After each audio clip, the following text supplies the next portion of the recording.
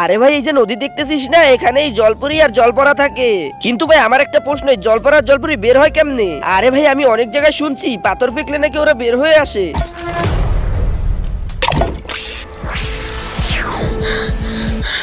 শালার পুত্রা, প্রত্যেকবার পাথর ফেকস আর আমার বোর মাথা ফাইটা যায়। আজকে তোদের আমি শিক্ষা দিব, উচিত শিক্ষা। কে পাথর ফেকছো তাড়াতাড়ি বল। এই যে ও ফেকছে ও ফেকছে।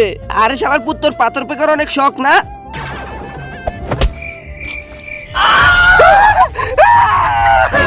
আর তুই বল, তুই আমারে কেন ডাকছস?